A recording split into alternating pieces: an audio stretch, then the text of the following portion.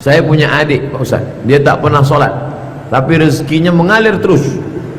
Dalam seketika bisa dia punya rumah, mobil, tapi tak pernah sholat, tak pernah sedekah, selalu buat sedih hati orang tua, sombong pula. Inilah yang namanya istidraj. Kalau tak pernah sholat, rezeki tetap lancar, istidraj. Tak pernah sedekah, anak istri sehat, istidraj. Tak pernah buat baik, sombong angkuh, tapi hidup adem ayam tentram, istidraj. Sanastadrijuhum, kami permainkan mereka dengan istidraj. Wa umli, aku ulur rezeki banyak, ku ulur badan sehat, ku ulur keluarga akur. Wa umli lahum inna kaidi matin, tipu dayaku amat sangat kuat. Nauzubillah. Adapun orang yang solat rajin sakit-sakitan, saya Pak Ustadz dulu sebelum pengajian ini tenang-tenang aja hidup saya. Begitu pengajian pulang sendallah hilang, helmlah lupa menelungkupkannya, keluar penuh kena air hujan. Tak nyaman hidup saya. Ma asaba min musibatin ma yusibul mu'min min nasabin wala wasabin wala saqamin wala syaukin. Susah hati, gundah gulana, galau, sakit, tertusuk duri, illa kaffarallahu anhu biha sayyi'atu. Sebenarnya Allah ingin membersihkan engkau sebersih-bersihnya, maka tak ada cara lain kecuali husnuzan kepada Allah Subhanahu wa taala. Adapun kawan sahabat yang sedang kena istidraj ini, itu mesti kita sampaikan. Ala ente capek-capek solat, hidup ente pun Senin Kamis, kata dia. Aku tak pernah aku solat, nampaknya Tuhan sudah lupa ni, katanya. Nampaknya malaikat sudah salah alamat ngasih rezeki ini, kata dia, mengejek. Maka kita tetap sampaikan kepada dia, tetap sampaikan semampu kita, karena kalau tidak dia makin jauh, makin jauh. Innallaha la yumli lizalim. Allah sengaja mengulur kepada orang zalim ini, hatta idza akhadhahu lam yuflithu, sampai ketika masanya tiba Allah menarik dia, menghukumnya tanpa tending aling-aling, langsung lagi. Na'udzubillah. Kenapa Allah membuat ini sama dia? Kalau begitu Tuhan itu jahat. Na'udzubillah. Subhanallah ta'ala amma yusyrikun, subhanallah ta'ala amma yasifun. Allah buat macam ini karena dia fasik. Yudhillu bihi katsira, Allah menyesatkan orang banyak. Wa yahdi bihi katsira, Allah memberikan hidayah pada orang banyak. Loh, dia termasuk yang yudhil, disesatkan Allah. Kenapa dia disesatkan Allah? Wa ma yudhillu bihi illal fasiqin, karena dia fasik. Ceramah tak mau dia dengar, ustaz sudah banyak tak mau dia, Al-Quran sudah diturunkan dia tak peduli, tetap dengan kefasikannya, disesatkan Allah sekalian. Na'udzubillah. Apakah orang Islam yang pernah murtad harus disyahadatkan lagi? Ya. Innalladzina amanu, beriman, thumma kafaru, murtad, thumma amanu, masuk Islam lagi, thumma kafaru, murtad lagi, thumma zdadu kufran, 3 kali murtad, lan tuqbala taubatuhum, maka tak diterima. Game is over, selesai, habis. Maka kalau dia masuk Islam, maka dia harus bersyahadat balik. Asyhadu, disaksikan orang banyak, asyhadu an la ilaha illallah wa asyhadu anna muhammadan rasulullah. Orang ini pernah murtad tapi telah kembali ke dalam Islam lagi, insya Allah sudah taubat nasuha, kita terima dia.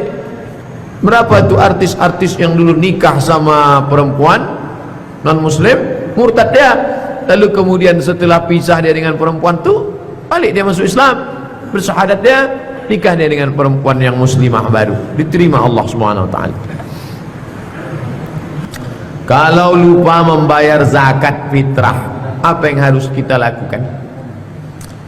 Kalau khatib sudah naik ke atas mimbar, fa innaha shadaqatun minas shadaqat, dia hanya sedekah biasa saja, tidak dihitung lagi sebagai zakat fitrah. Jadi apa yang bisa dilakukan? Tetap bersedekah dan beristighfar, minta ampun kepada Allah, jangan diulang lagi akan datang. Begitu panjang waktu kok tak bayar zakat fitrah? Dari mulai 1 Ramadan sudah bisa bayar zakat fitrah sampai khatib naik besok, tak ada alasan untuk tak bayar zakat fitrah. Tapi yang sudah terlanjur apa boleh buat? Maka bersedekah dan banyak-banyak beristighfar, minta ampun kepada Allah. Wa asbi'is sayyi'atal hasanata, iringilah perbuatan yang tak baik dulu jahiliyah kafir, hasanah dengan perbuatan yang baik, tamhuha, mudah-mudahan bisa menghapus dosa yang silap salah. Saya menyukai seorang akhwat, dan kata teman saya dia pun suka juga kepada saya, dan dia punya pacar non muslim. Akhwat itu punya pacar non muslim. Kalau teman saya harus menyelamatkannya, apakah termasuk jihad? Ini entah bertanya entah minta dalil, karena mencegahnya daripada murtad Pak Ustaz. Man ra'a minkum mungkaran, siapa di antara kamu melihat kemungkaran, falyughayyirhu biyadihi, robah dengan tangan. Ini mungkar nih, ini tak lama lagi perempuan ini murtad nih, diajak dikasih macam-macam murtad, maka ini harus diselamatkan. Antum selamatkan, kalau tak antum selamatkan, saya nyelamatkan nanti. Lah, bercanda. Tapi tentu dengan cara-cara yang syar'i, yang islami. Kalau sholat jamaah, kita sebagai makmum sebelum sholat saf lurus rapat, tapi ada makmum malah membuat jarak. Bagaimana seharusnya Pak Ustadz? Kalau di Mesir misalnya kita sholat gini, sholat tiba-tiba ada orang jauh, itu ditarik. Orang Mesir itu biasa narik. Nah, di sini jangan coba, tariklah kalau tak gitu. Kenapa? Karena sawus sufuf, luruskan shaf. Fa inna taswiyatas sufuf min tamamis shalah. Lurusnya shaf bagian dari kesempurnaan salat. Sampai imam tak mengangkat takbiratul ihram sebelum menengok. Dua guna imam menengok ke belakang. Pertama, menengok shaf rapat dan lurus. Yang kedua, menengok keadaan makmum. Kalau banyak orang tua jangan ayatnya panjang-panjang. Itu gunanya tengok. Oh, atu gitu dia. Kok gitu kulhu aja lah. Itu guna dia menengok ke belakang. Afattanun anta, kata Nabi kepada Muaz bin Jabal. Fattan, kau buat ayat panjang-panjang, apa kau mau menimbulkan fitnah? Melapor sahabat kepada Nabi, ya Rasulullah, tadi Muaz bin Jabal dibantainya ayat panjang betul. Afattanun anta, apa kau mau menimbulkan fitnah? Apa yang dibacanya? Surat Al-Baqarah dibacanya. Bagaimana membedakan majlis yang berbeda aliran dari ajaran Islam sebenarnya? Apalagi di Pekanbaru ini banyak majlis-majlis, dan banyak juga ikhwan akhwat yang baru hijrah, yang di dalam hatinya menggebu-gebu mau update dan selalu hadir dalam setiap tablik akbar. Tolong penjelasan Ustadz supaya kita yang baru hijrah ini tak salah dalam memilih majlis. Pertama, majlisnya terbuka. Jangan yang eksklusif, tertutup-tutup, sembunyi-sembunyi, rumah anu jam 2 malam harus mati lampu. Itu betul. Tuh, harus ada setoran per bulan beginian. Yang kedua, cirinya kata Majelis Ulama Indonesia, tidak mengingkari rukun iman dan rukun Islam. Syahadat, salat, zakat, puasa, haji. Beriman kepada Allah wa malaikatihi wa kutubihi wa rusulihi wal yawmil akhir wa biqadri khairihi wa syarrihi. Kalau ada sesuatu yang meragukan, tanya Ustaz. Silakan makan obat ini. Bila 3 hari flu tak hilang, konsultasikan ke dokter, kan begitu. Ikuti kajian ini, ikuti. Kalau ada yang meragukan, datang ke dokter Mawardi. Kalau ada yang meragukan, datang ke dokter Mustafa Umar. Ada yang meragukan, datang ke dokter Saidul Amin. Ke Ustaz Somad, jangan. Dokter-dokter itu aja datang.